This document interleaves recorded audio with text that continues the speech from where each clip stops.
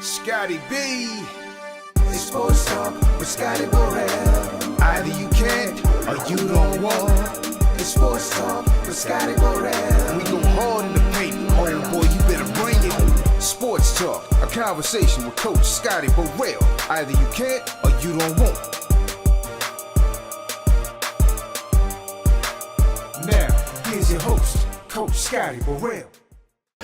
Hey, welcome to Sports Talk. I'm Coach Scotty Borel. Man, I think I have one of the biggest interviews around, man. Mr. Bryson, Cupid Bernard. First and foremost, thank you for having us, brother. Yeah, man. Appreciate no problem. you. I appreciate y'all coming to the spot, man. Hey, man, I tell them not many get invitations, but I got one, brother. I got one, man. Look, R&B artist who wrote global line dance phenomenon, Cupid Shuffle, man. Tonight we unpack his journey through the church choir to the worldwide stage, to the record that changed his life, his career, and his heart behind the music. Man, once again, welcome to Sports Talk. Thank you, brother. Man, everywhere we go, man, is do the dance. Yeah. Look, I was in the Bahamas this past August, and man, the song came on, I'm like, I know this guy from this area, so music is your life. Let's talk about it. It is, man. You know, it's funny that I'm on a Sports Talk podcast because, as you can see in my studio, like I'm an athlete first. Well, that's what some of the people don't know. Yeah, man. But you know, music is always inside of me, man. So fortunately, you know, I dibble and dabble around the sports stuff as much as I can. But my career, of course, and something that I love to do is perform and make music for people to have a good time. Wow, man, you know, I actually was at one of your performances a few years back in Alexandria at the LME convention. Yeah. You know, I'm a city councilman, so they were like, we got Cupid tonight. My wife was like, about time we get some music. And it was off the chain. It was. Everybody in them fancy tuxedos. I'm like, I see, it's going to be like one of them kind of events. Mm-hmm. Man, listen. They tore it down in there. Man, you got everybody to take their jacket off. Oh, Young and old, white and black, they was out there. That's right. They were talking down the hallway. Cupid playing tonight, Cupid playing tonight. I think they actually cut the ceremony short because it wasn't really, I don't want to say it wasn't interesting, but everybody was here to It was definitely night and day. It went from chill to full speed ahead, man. Man, great performance, man. Appreciate it. So what people don't know, we talk about sports. Man, I didn't know you was a track athlete. Yeah, man. So I ran at Northside, man. 97, I graduated 97. Pretty solid 100 meter, 200 meter. I was between UL and Southeastern. And Tommy Battle, who's the coach there now, man, he was like, I want you to come and be a part of the track team. So I ran for like a year and a half. But when I got on campus, man, I started singing with these guys. And we won a big talent show. And the guy who was at the talent show was a guy who used to represent SWV. Oh, wow. So he said, I want to sign y'all. So I quit. Oh, yeah. I quit to try to, you know, pursue my musical career, you know. And look where you're at today, man. Yeah. Man, so what was your particular race when you ran? 100, 200. I ran 10, 6, 6, 100, 21, 9, 21, 7, 200. So that's where little man, your son get that speed from. Yeah, that quickness. Yeah, he's quick. Yeah, man, for sure. All right. So, man, growing up here around Lafayette, man, your father's the pastor.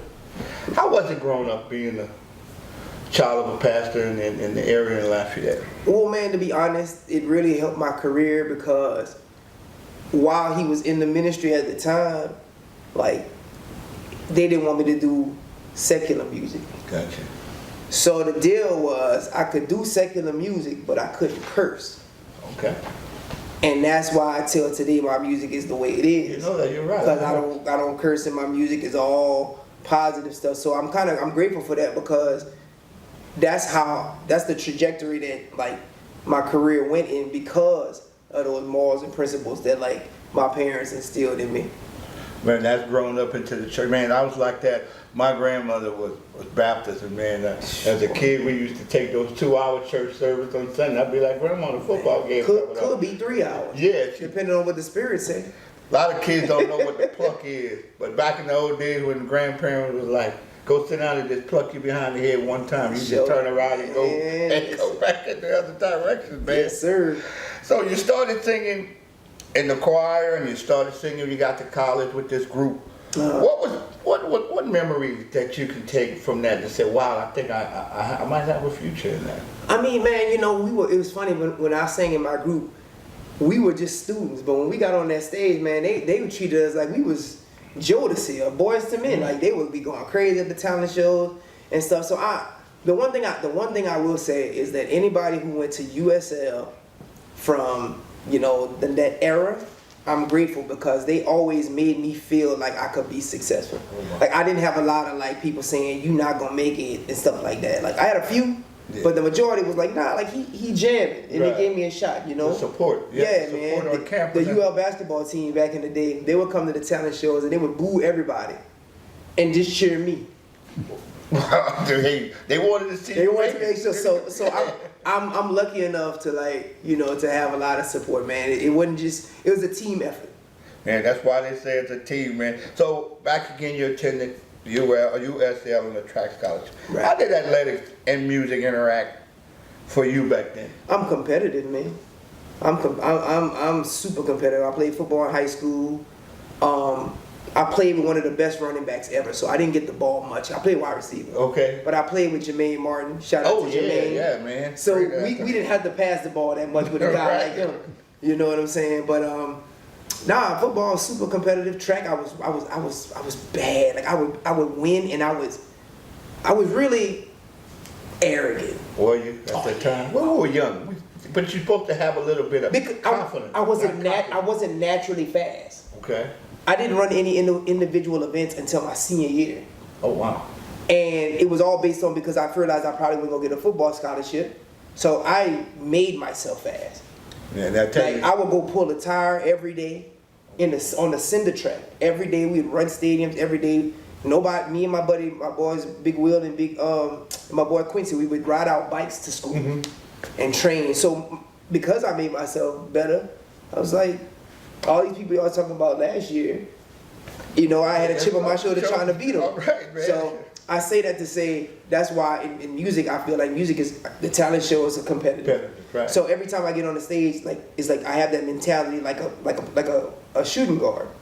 And then you have to be competitive on the court, and you have to be competitive in music, because everybody wants the big prize, and that's the contract in music or the scholarship in sports. Or even like, I'm gonna take you back. So, like, back in the day, like before he passed away, I made friends with Frankie Beverly, and Frankie would tell me the way you would solidify who was the best artist. They would have Gap Band, Frankie Beverly, Earth, Wind and Fire, all on the same ticket. Yeah. Who gonna win? Yeah. And that's how the crowd got the best show. Right, I got you. So in music, it's very competitive. Like, if I'm on a show with somebody else, I want to make sure that when I get off the stage, the show's over. I feel you. Now, no disrespect, but that's the mentality. That's what I come up from. You know what I'm saying? So that's where they both, like, you know, coincide, is the competitiveness. Well, man, so being in this industry, obviously, that you just mentioned, one of the greatest performers of all time. My favorite artist, man, for sure. Mine's too. You know, I'll make you laugh. I had an old 72 Buick, and back then it was the cassette tapes. Yeah, right. It got jammed in the system, but it got jammed on Frankie Beverly and me. And no matter where we go, it kept playing the same thing. That's not bad, brother. That's not bad at all. So, my oldest son, he goes to different, you know, places, and he said, Dad, I was playing Maze and I was humming it, and this gentleman said, well, how old are you, young man? How do you know that song? He said, sir, my daddy, we've been hearing it for many years when I was a kid. We wore it out. Right. We wore it out. So, man, listen, man, love the name Cupid.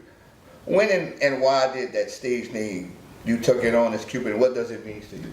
I mean, I think that my music, you know, presents a vibe of love for everybody. Like, when my music come on, everybody having a good time. Yeah. So I think it was the perfect stage name, like, for the type of music that I make. Man, we have a Christmas party Shout out to Cecilia High, because they're going to be watching this later on. Sure. And my principal loved the song Flex, and she that's the only time we get to see her Right. not being a principal outside the school, but shout out to that. So man, let's walk it through us, especially the Cupid Shuffle. Where did that idea come from, and how long did it take to come about? So I was on the road with Mel Waiters, Big Cynthia, and doing Southern Soul, and everywhere we would go, they would do line dances, the Mississippi Slide or the Cha-Cha Slide. So I was like, I'm gonna make me a line dance. It was supposed to be a Zydeco song, Okay. but I couldn't find nobody to play accordion on it. Wow, I'm accordion guys. At the time, I wasn't big, like, so they everybody was busy at the time. I got you. So it I turns bet you they're not busy too much. and it was crazy because that was, if you listen to the tempo, that's what it was supposed to be. Okay. And I put it out, man, August 2006, and this January 2007, I got a call from 3 record labels.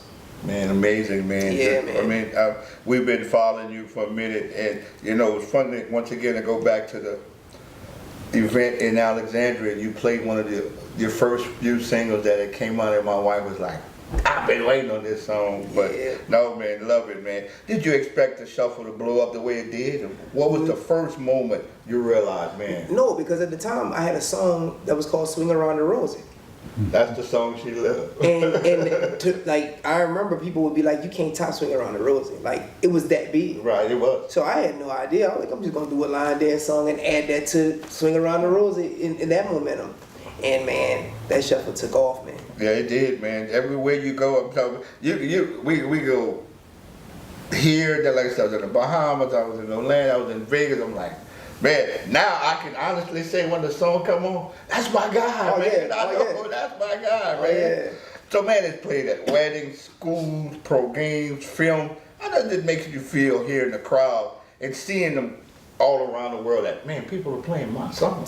It's a blessing. It's It a is. blessing, man. I mean, I don't count it. I don't take it for granted. Like, it's truly a blessing to have something of that magnitude. Yeah, You know what I'm man. saying? It really is. People don't know where we come from, this little small area in Louisiana, and I always joke, I say, we get everything last, from music to clothes. It might start in California and end all the way here, the little tail end of Louisiana, but just coming from a small circle, man, it gotta be an amazing feeling, and all the hard work, and probably say, Mom and Dad used to fuss at me so much, but Yeah.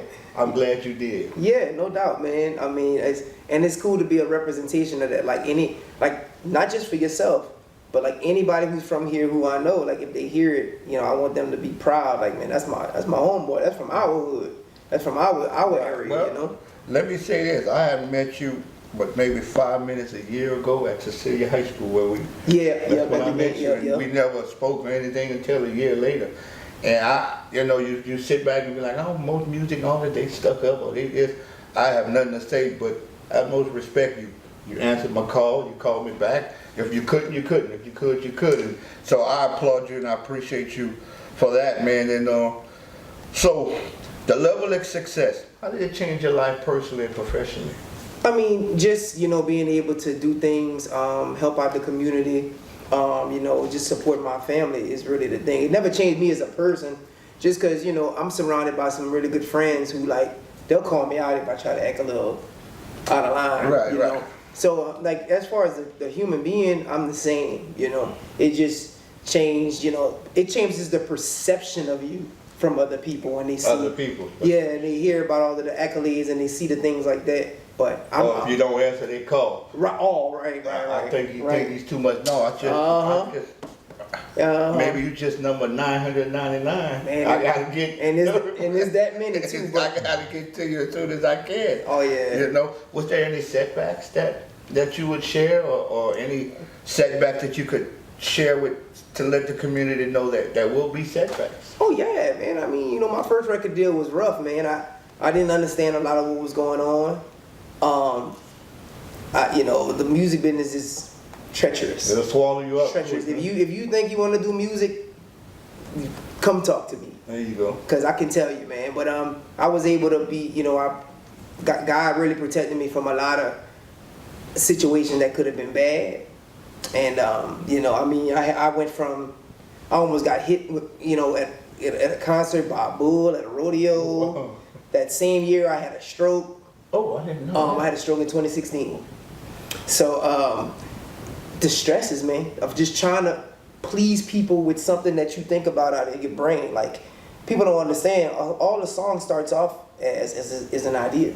Gotcha. I got to take this idea, create something, and then pray and hope that it's good enough for the masses to want to buy it.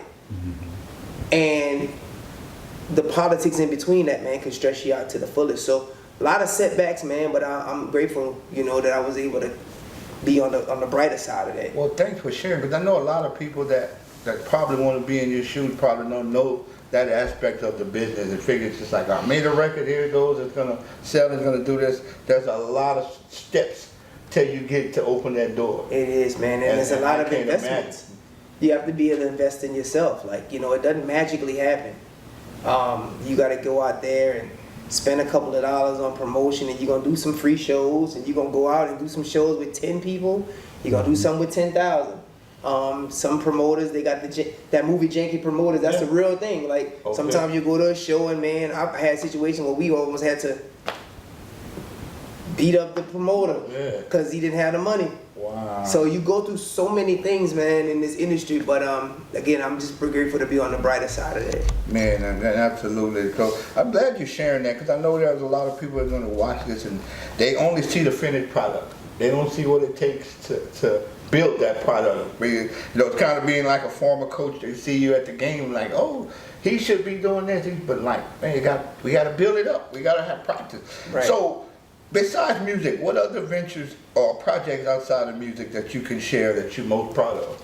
So, just, man, to be honest, just my kids, man, I pour everything into them. Mm-hmm. I've always been a person who's keep the main thing. So I had businesses in the past where I opened a snow cone stand. I had a fitness DVD, and I've done so many things. But every time I do that, it takes my attention away from what I'm great at, which is the music. Making music. So outside of that, I really don't have a lot of other things that I do. But I think my proudest thing is that I've been able to create a career that allows me the time, which I think is the most valuable resource on the planet, to go to all my kids' events. Man, we gonna take a step back. You mentioned your family. You want to? It's okay. You want to share your family? Yeah. Your wife and kids. And my wife. She's a track coach at LCA. Man, she's a 2-time All-American hurdler at LSU. Man, she was so a bad. Run away, she gonna catch you. Oh, she'll pass me up, bro. And my kids, man. Chris, Aaron, Samuel. They doing their thing. And again, me and shout out to my boy Mr. Fat. I always give him props because he's the producer of all of the things you see here. Okay.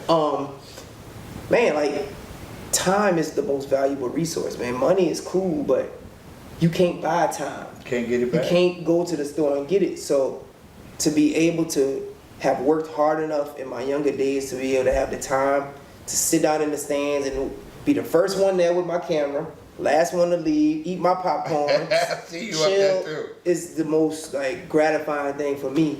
And as far as my career, is having that time. To be those boys, especially you love sports and they love sport. By the way, we got a chance to interview Christian, his son, an exceptional young man.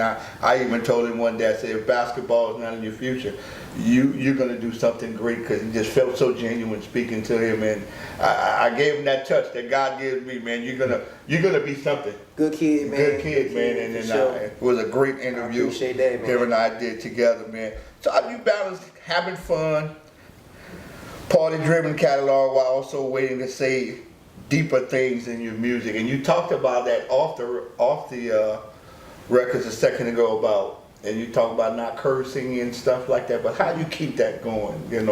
I mean, the lane I'm in now is a good lane. Now, sometimes I want to write songs about deeper issues and so on and so forth. But that could be a tad bit disrespectful to your blessing. Yeah. If every time I put out a line dance song, it blows up, and then I start saying, well, let me start putting out ballads. That's kind of like working against each other. Yeah, it's working against what's working. Like, why would I do that just to say, let's do something different? There's people we have artists that sing love that ballad. do that. Right. And then we're gonna support them. But for me, I'm the dance guy. Right. Now, other guys have came out and tried line dance song. We heard about the new one that came out. Mm-hmm. In your opinion, if they ever called you, or maybe you might have spoke to stuff, what message would you give these guys? Or Well, there's a gift and a curse to a line dance song. yeah, If you do one and it blows up, that's what you got to do. yeah, So if you want to be a singer, I suggest you don't make no line dance song. I got you. If you want to be a rapper, I suggest, because if you come into that world and it blows up, people are gonna know you for that, and then they're gonna say, "What's the next one?" And if you adamant to say, "Oh, well, I want my next one to be a R&B song," they're gonna be like, "We don't want to hear that." You still Make us gotta- dance again. Right. You still got to make that one better. So you gotta be real,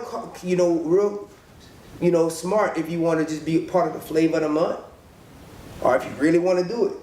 Absolutely.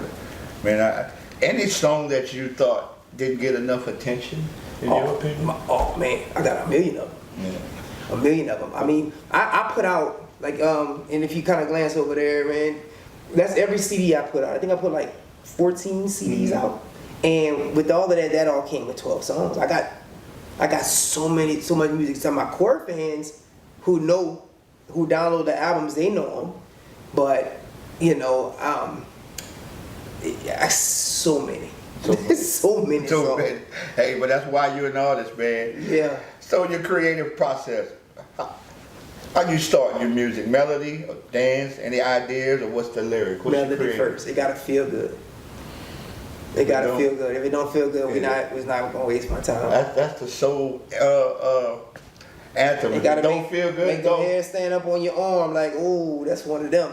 And then I'll start to create the words, and then I'll start to probably put the dance together at the end of it. All right. Hey, look, I'm not a line dancer. I'm not too much a dancer, but I do try. I be like some of the brothers in the back watches. That's cool. Yeah, but I'm on track now. I'm on beat now. See, look, I made line dance music for the guys who can't dance, because when you go to the party with your girl, you don't want her dancing with another guy, do you? All right, y'all better listen to that. So Y'all better listen to that. I made the line dancers so they can dance by themselves and not have to pull you on the floor. Right. There you go. Man, how important has your Louisiana roots and local scene been to your sound and your career? I wouldn't want to be nowhere else, man. I was stuck between Zydeco, Louisiana hip hop, Lafayette hip hop. Then you got New Orleans with the bounce. Then you had Texas with the screw music, all down I-10. Yeah. So I'm right smacked in the middle. So I got so many different flavors, man. That's why the music is what it is. People till today don't even know. Like, if I had to ask you, what would you categorize Cupid Shuffle? That's a hard way to. That's a good question. It's because of all of the gumbo All right. from Lafayette. Yeah. Yeah, it's kind of hard to categorize if you ask that question first. You probably will categorize it, but you have to think about it. Won't be able to pop up and say, oh, it's this, that, man. So what is the best piece of advice can you give to upcoming artists who trying to be a Cupid or trying to create a cultural moment? The only way you fail is if you quit. I like that. The only way. And I got to say, either you can or you don't want. Man, my coach Sylvester McKinley, my middle school football coach, I never forget this. As long as I live, he said, the car would never start, the weak die along the way, and only the strong survive. And the only way you're going to fail is if you quit. He told us that every football game. And I'm like I tell today. You know, I'm giggling and I'm listening to you because you just mentioned you get goosebumps. I'm going to tell you why I'm getting goosebumps. I like to say this all the time. Like he just said, man, either you can or you don't want, meaning you can't be one or you don't want to be one. But your coach left a fine message, and that point is he left a mark on you. Oh, yeah. And as the coach, you have to leave that mark.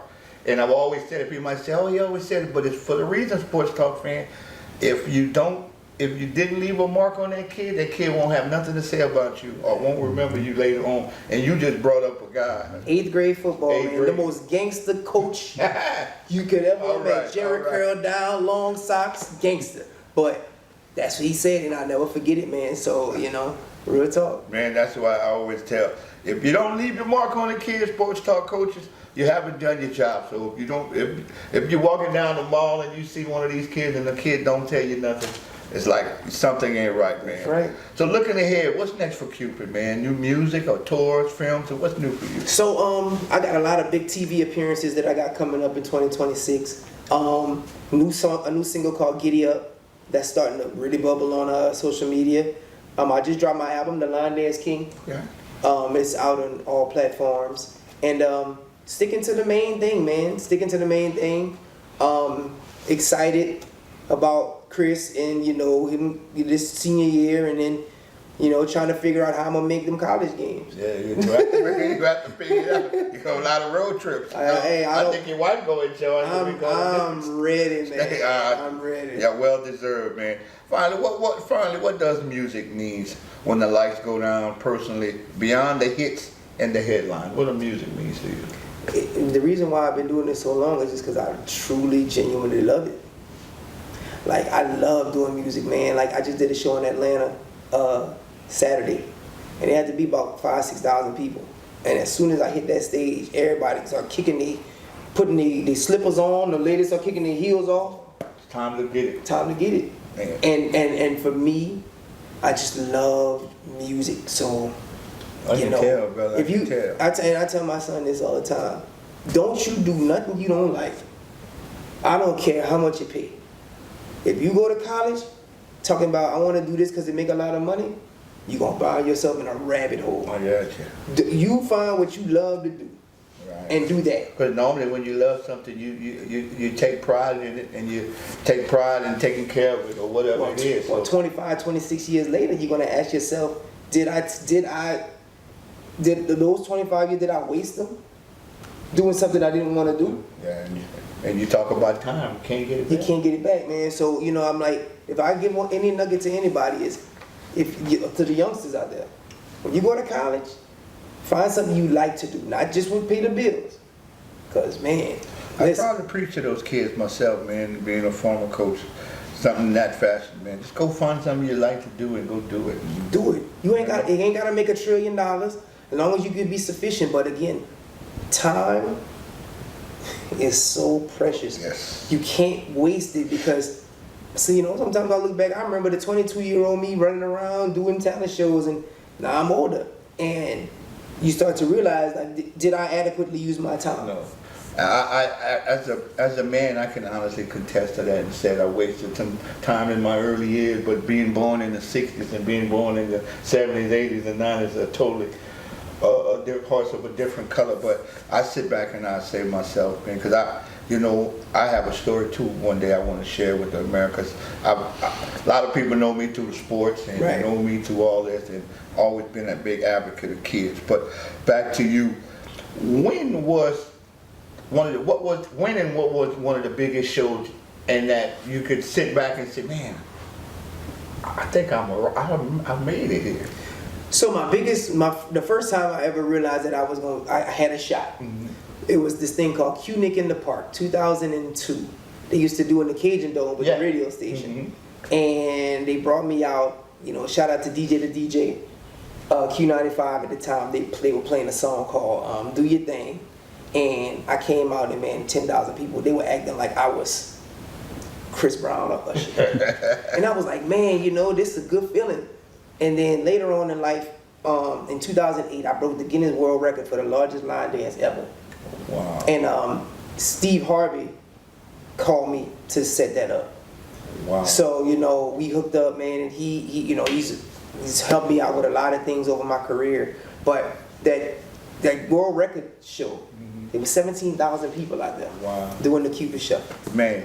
Hey, shout out to your boy Steve Harvey. I'm a Family Feud junkie. I always wait for him to holler, I need two of you. Yeah. I'm like, my wife just got Steve Harvey, but I done got used to Steve just watching him every night. But so, man, you just named one celebrity. You named a couple of them earlier. Who was the first major celebrity you met? Who? I know you met a bunch, so just first I mean, I used to go on tour with Steve Harvey, so that was kind of like like the biggest one. I mean, he was Steve. Right. He was Kings of Comedy Steve, but Right. he wasn't like super Steve, you know. But man, I've met everybody from, gosh. You name it, you met him. Yeah. Oprah, everybody. Yeah, man, I got a video of Oprah doing Cupid Shuffle. Man, that's amazing. Yeah, man. So, what a feeling, man, coming from Lafayette area and seeing all the bright lights, the big city. We all, when being a kid, we're like, oh, we don't have enough lights. The city is not bright like New York. Did you take a deep breath and say, big city lights, I'm here? No, man, when I first got out there, I was scared, man. Yeah, that's what I wanted to hear. Scared, That's bro. what I wanted to hear, though. Got to New York, I Yeah. was scared, man, because a lady, shout out to Leah Simo, man, she came up there with me when I signed, because I didn't know what was going on. I ain't been on no train. I hadn't been on a plane before. Oh, wow. Say this on camera. Everything you think you know about the music industry, you don't. There's always something. Unless you in it. And have to be in it for a long time. So I got stories for days. I got some that I'll never tell. Right. I got some that I might hint about. But I will say that music industry is a different monster. I hear you. You can be a doctor. You can play pro football. But music don't have no curriculum. Gotcha. Ain't no sophomore, junior, senior, red shirt. Yeah. When it comes to, ain't no rookie year, first year pro, second string quarterback. This music thing is all over the place. So you got to be able to navigate through a lot of temptations, a lot of different things in order for you to be able to be successful long term. Man, well, I'm hoping that when the people view this, that they'll get an understanding of the business and understanding of who you are and what you represent here. Because a lot of people, like you said, you go to Detroit and Motown would probably used to be thousands of artists standing outside trying to get in to sing for Barry God. We didn't have that here. So you had to do the shuffle to get yourself going, and it paid off, man. Congratulations on all your accolades and everything you have accomplished and will accomplish, because you're not over. You're still a young man. We got a lot of stuff to do. Man. Oh yeah. Man, we're here with Sports Talk, man. I'm with my guy Cupid, man, loving it. And once again, I'd like to say that you can or you don't want, man. We're gonna continue our interview with Mr. Bernard here, but we're gonna shift the focus a little bit. He's a sports guy, I'm a sports guy. We're gonna start talking a little bit about basketball. His son's gonna be a Raging Cajun next year. Yes. He's a LCA Knight. How big was that getting your son in? That day, man, my son's gonna be a Raging Cajun where I was. Man, it's so we were on I want to give a big shout out to Amber Gregg, Team 94. She I heard about this young lady. Yeah, man, she came in for a few years and she, very well connected, man. She was training him. He had reached a point where, he was going through some different camps locally and he just wasn't getting picked because he was little. Right, of course. And of course maybe too his skill set probably could have been better. So that built a different drive in him. So she gave him an opportunity and then she started an AAU program. Long story short, man, we traveled all over the country, man. We, through the next probe with the Puma League. Yeah. And he really started making a name for himself. I think it was funny because his height and because of his stature made him more popular. Yeah, believe it or not. Which was crazy. Like they were like, that's that little dude. He's the little big man now. Right. And we were at one tournament, man, and Quantas was there. Coach Quantas. Mm-hmm. So played well. We were at it. And then later on, so that was that. Started sending videos out, to different schools. Started getting a few offers, and then we were at UTSA on an unofficial. We was just going out there just to kind of and we went, and then we got a call, and she was like, "Hey man, why y'all playing basketball so far?" All right, man. So I was like, "Whoa." All right. So went in, met with him, man. I know who he is as a man. Absolutely. And of course, my son wasn't able to he didn't get held back. Okay, I get you. So he's his natural age. Right. So with the understanding that he's gonna go in there that first year and just learn and grow, get bigger, get bigger, stronger. Because the guy, what people don't realize, with that portal and the red shirt and the prop 48. he'll be a 17, 18-year-old kid playing against a 24-year-old man. Yeah, man. And you might say that makes a major difference. It's almost a decade apart. Q understands the process. Coach Quantas understands the process, and we're very patient because he is young. You know what I'm saying? But they know what he can do. They know the potentiality. They know what he can do as a true point guard with quality scores and bigs around him. So he's giving them an opportunity, man. That's all you can ask for. That's all you can ask for. Especially like you said, these days, you said there's only 5 D1 scholarships were signed last year, right? Yeah, last year, over the last couple of years. So it's like, just to be able to be underneath such a leader like Coach Quantas, is what, what Christian felt like he wanted to do. Because, again, it's his decision, whatever he wants to do. Right. And I'm just grateful for whatever situation happens, but, Coach Q is really a leader of men, man. Yeah, great guy. I don't know him personally. I know of him through the sports, and he comes from a great pedigree with Calvin Sampson. Man, listen, I know he might be struggling, but that's great things to come for the kids in basketball. But that's part of growing pains as a coach when you take over a program that was going down at the time. So, but shout out to Coach again, and can't wait for those good things to come across, because I know it will happen. But how much you think basketball has changed though in the area, in your opinion? I think it's different. I mean, I remember the old bomb squad at Northside back in the day, going fill up the gym. It's very different. I have my personal opinions about things. Of course, I never played basketball. At Northside, you couldn't run track and play basketball. Oh, okay. Nah. You go football to track. Like it was no, So, but I will say, I just think basketball has changed a lot because kids don't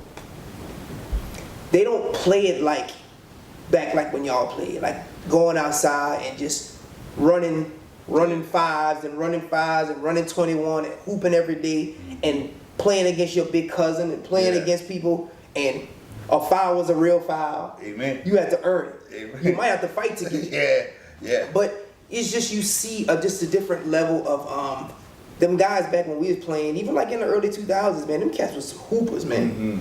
And there's some hoopers here, absolutely, but I just think the toughness and just that level of like grit is just a little different. Well, when you say grit, that grit on the defensive side, I think the game is structured around offense, more of like entertainment. But you shouldn't, entertainers are professional. Wait till you get to that professional level, then you be an entertainer.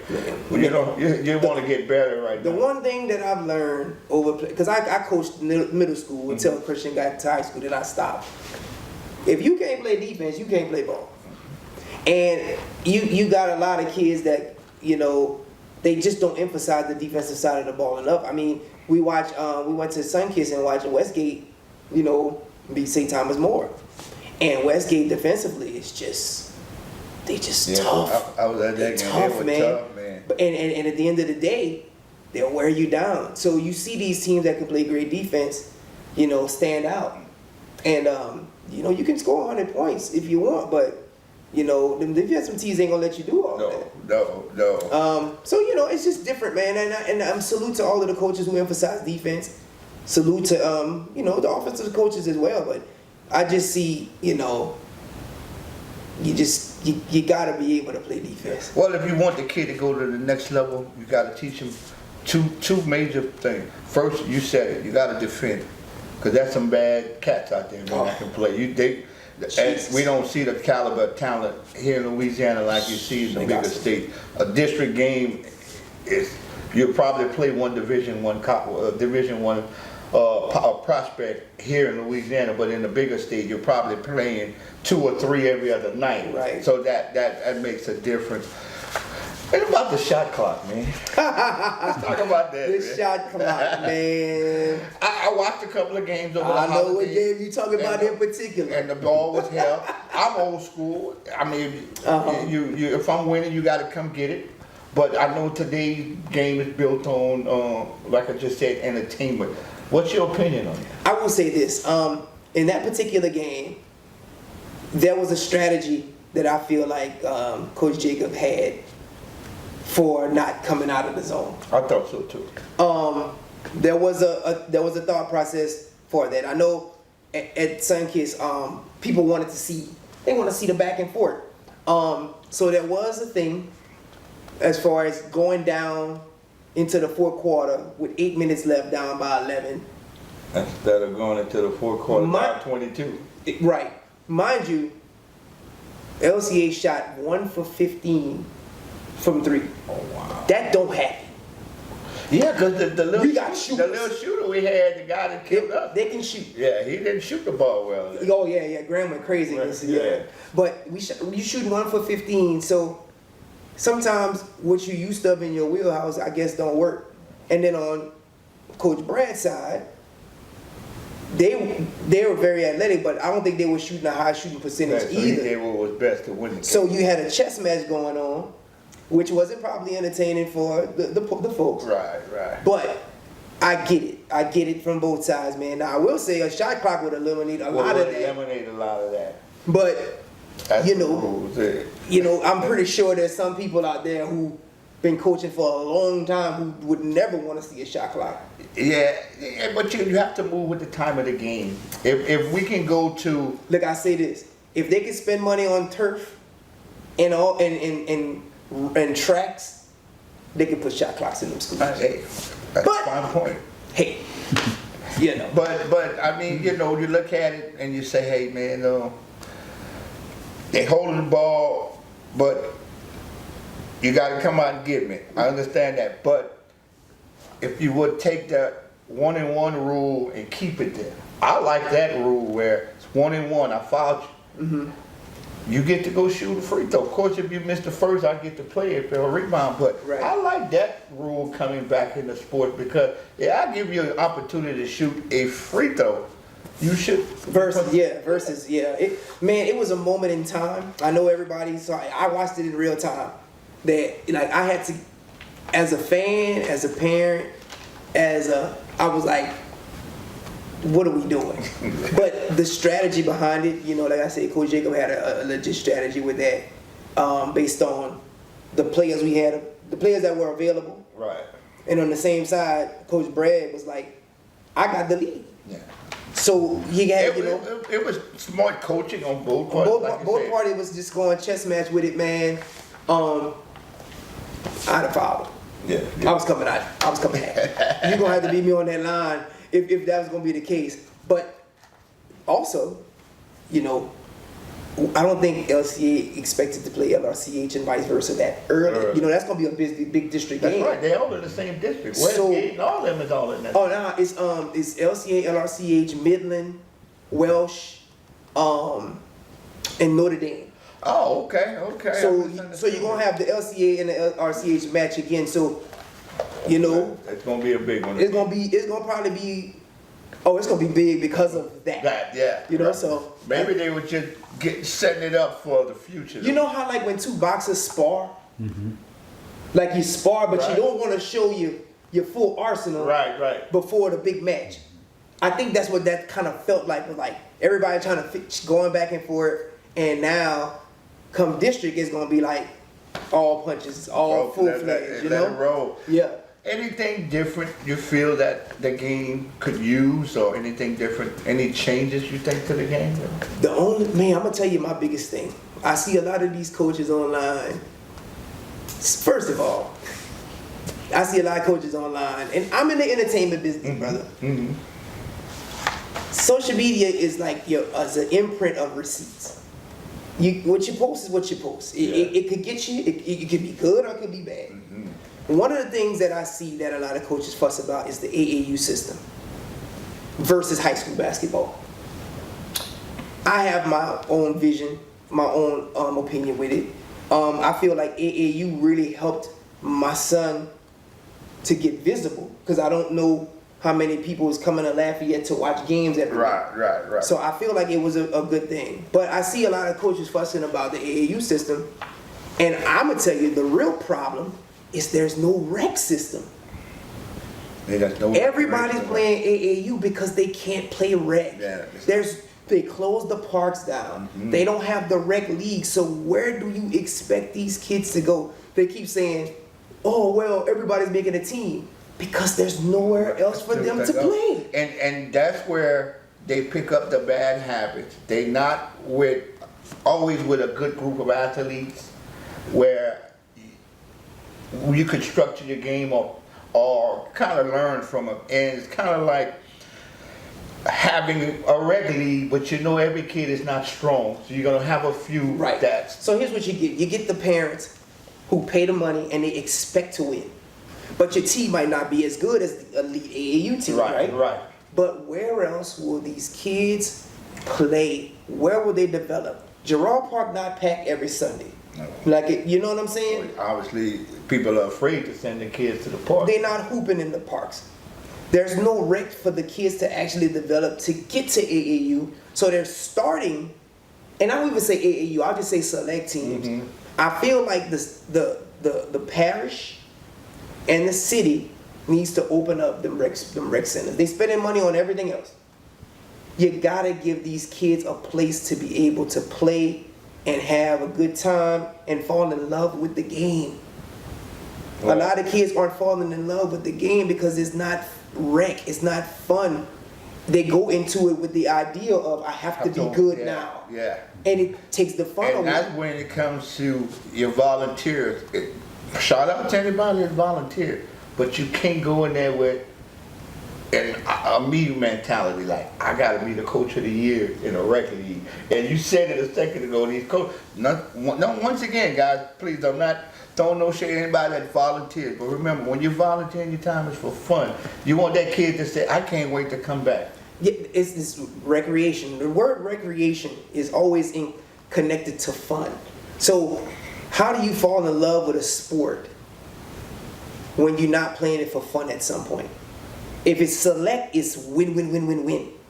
But the rec side, I blame a lot of the city officials, the mayor, all of them who got positions to be able to open up these rec centers, the parks and rec. We need to have it for like the 14, 15, 13, 16-year-old and really beef that up, because that's what's missing. That's where it starts. I mean, I definitely agree with you on that point, because and you know, it starts with parents too, because I watch a lot of the kids being an educator that they don't use the small word. Thank you.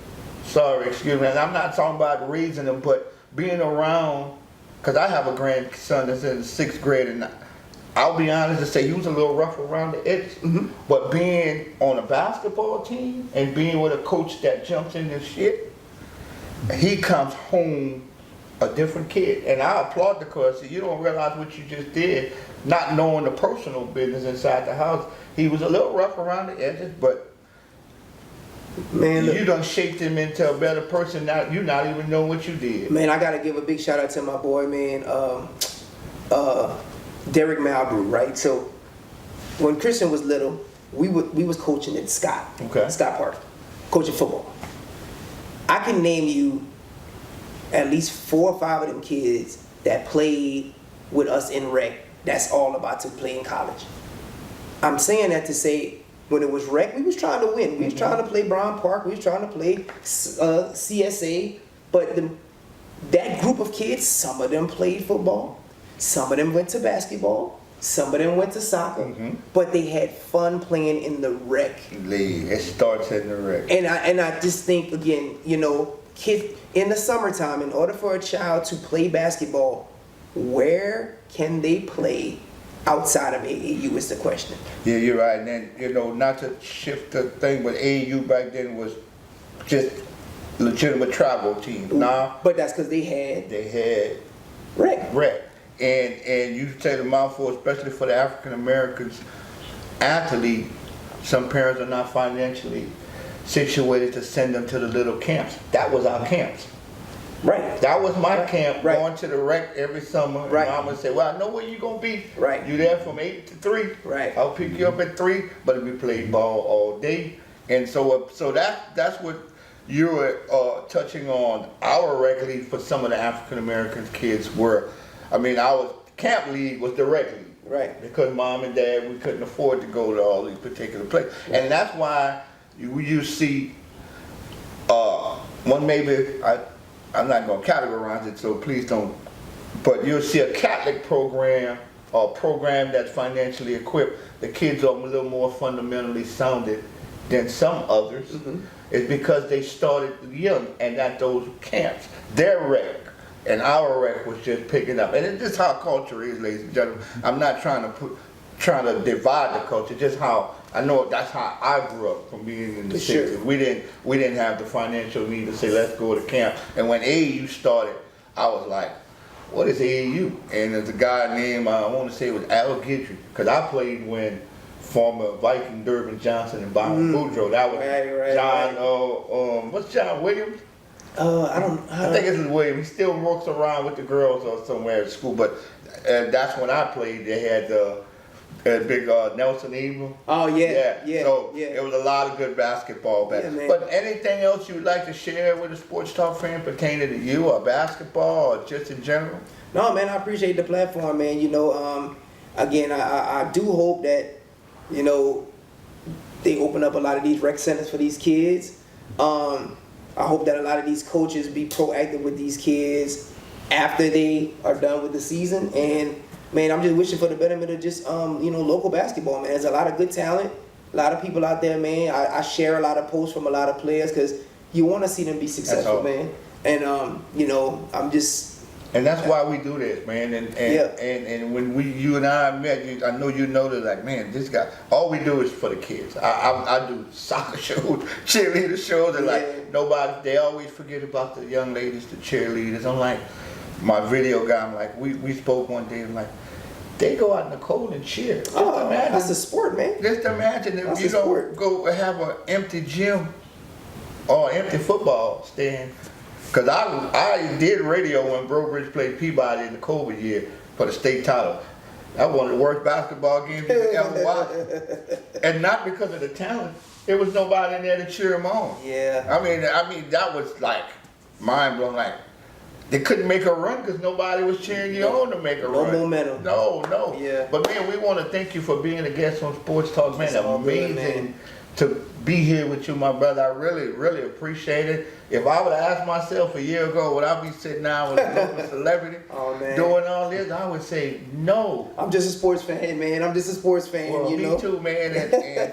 But it's still amazing from where I'm at, because like I said, we don't do it for accolades. We don't do it for financial gain. We do it for the kids, and they do it for me to stay around the game of basketball, because I was a basketball junkie. I make you laugh. I go down to North Carolina. We coach an AAU group down there. Matter of fact, we brought some Northside Viking kids, Perry Stevenson and Randall Diego. So I done coached a lot of the great ones that come through here. So long story short, I walk in that gym, was at, on the campus, and I went in the middle of the floor and I kissed the floor. And the coach thought you was crazy. I said, Coach, what you doing? I said, now, you know, I didn't really literally kiss the floor. Right. I said, but guys, I love the game of basketball. Michael Jordan came through here. James Worthy came through here. You know what sneakers were? All right. Do you realize those Jordans you got on? It's because of this man that ran through here one day, and now he's the face of the world in basketball. Absolutely. Because the man is retired and still talking about basketball. But my brother, man, I don't know how to thank you. Man. I got me a new friend, huh? Oh yeah, we locked in. Right. Wait, look, I'm gonna do like all. Y'all heard it. I got me a new friend. We locked in. Man, I appreciate you, my brother. This is Sports Talk here with my guy, Cupid, man. Look, man, thank you, man, for the songs, the movies, sharing the story with me and the listeners. We've heard all the music. We love it. Man, you make people happy. Tonight we learned a little bit about you, a little bit about your passion, why you love music so much, and why you love sports and what sports have meant to you and your family. So, man, we want to thank you again. Please follow my guy. If he's out here locally, let's go support him. And believe it or not, my wife gonna be pushing me. If you done made a friend, you better call her. Let's go down there, because she loved it. She loved to dance, and she loved. I tell you this. Maybe your wife does the same thing too. First thing my wife does when she gets up in the morning and walks around, she go put her radio on. Gotta have music throughout the day. Indeed. And I'm like, you just got out of bed with it. That's what keeps her going. Music, but man, this is Sports Talk with a little community hour here with my guy, Cupid. Hey, what a great interview. Once again, please follow this guy. He's a local guy. He's one of us. if you don't, just like they said, if you don't shop local, you don't save. Right. So let's save this man and keep him going and keep these line dances going because he's got a lot in his tank to share with everybody.